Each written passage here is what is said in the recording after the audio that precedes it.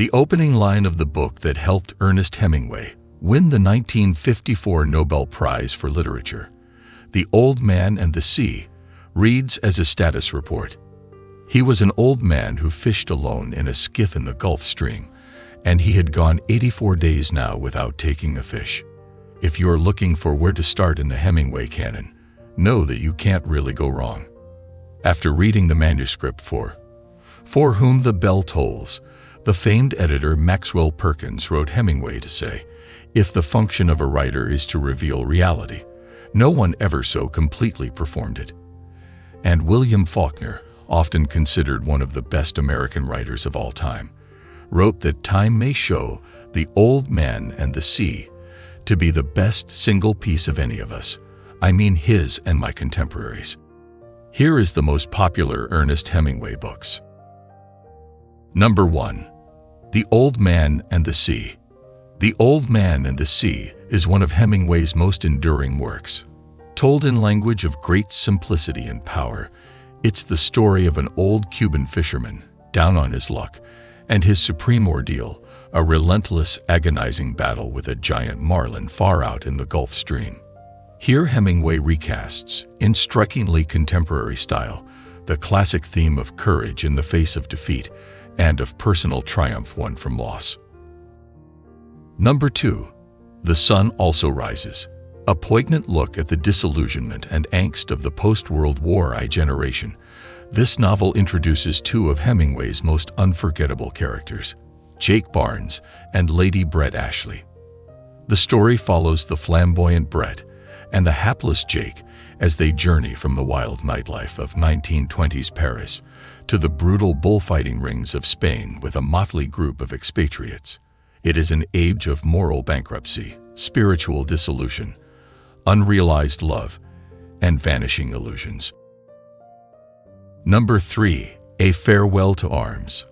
Written when Ernest Hemingway was 30 years old and lauded as the best American novel to emerge from World War I, A Farewell to Arms is the unforgettable story of an American ambulance driver on the Italian front and his passion for a beautiful English nurse, set against the looming horrors of the battlefield. Weary, demoralized men marching in the rain during the German attack on Caporetto, the profound struggle between loyalty and desertion. This gripping, semi-autobiographical work captures the harsh realities of war and the pain of lovers caught in its inexorable sweep. Number 4. For Whom the Bell Tolls. Published in 1940, For Whom the Bell Tolls tells the story of Robert Jordan, a young American in the International Brigades attached to an anti-fascist guerrilla unit in the mountains of Spain. In his portrayal of Jordan's love for the beautiful Maria and his superb account of El Sordo's last stand, in his brilliant travesty of La Pasionaria, and his unwillingness to believe in blind faith, Hemingway surpasses his achievement in The Sun Also Rises and A Farewell to Arms to create a work at once rare and beautiful, strong and brutal, compassionate, moving and wise. Number 5. A Movable Feast.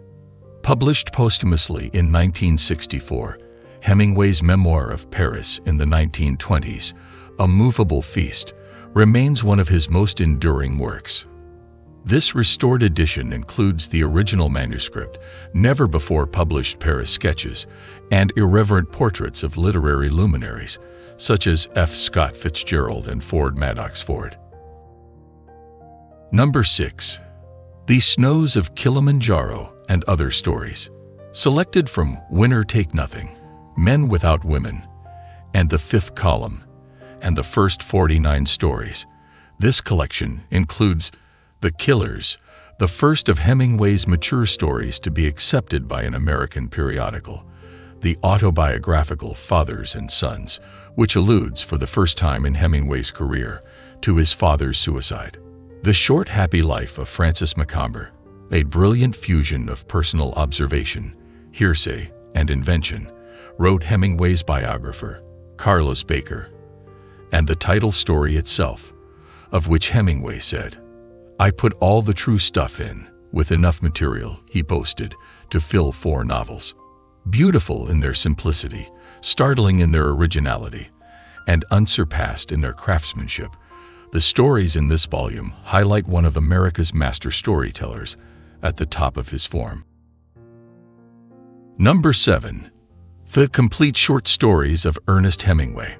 The complete authoritative collection of Ernest Hemingway's short fiction, including classic stories like The Snows of Kilimanjaro, A Clean, Well-Lighted Place, and The Short Happy Life of Francis Macomber, along with 7 previously unpublished stories. Number 8. To Have and Have Not is the dramatic story of Harry Morgan, an honest man who is forced into running contraband between Cuba and Key West as a means of keeping his crumbling family financially afloat. His adventures lead him into the world of the wealthy and dissipated yachtsmen who throng the region and involve him in a strange and unlikely love affair.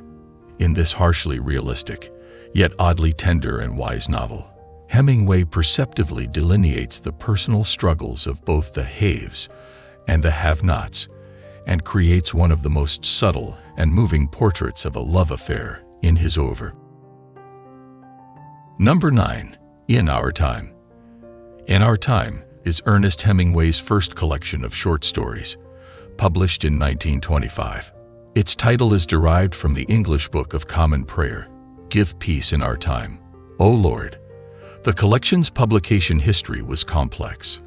The story's themes of alienation, loss, grief, separation continue the work Hemingway began with the vignettes, which include descriptions of acts of war, bullfighting, and current events. Number 10.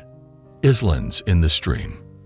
First published in 1970, 9 years after Hemingway's death, this is the story of an artist and adventurer, a man much like Hemingway himself. Beginning in the 1930s, Islands in the Stream follows the fortunes of Thomas Hudson, from his experiences as a painter on the Gulf Stream island of Bimini through his anti-submarine activities off the coast of Cuba during World War. 11. Men Without Women. First published in 1927, Men Without Women represents some of Hemingway's most important and compelling early writing.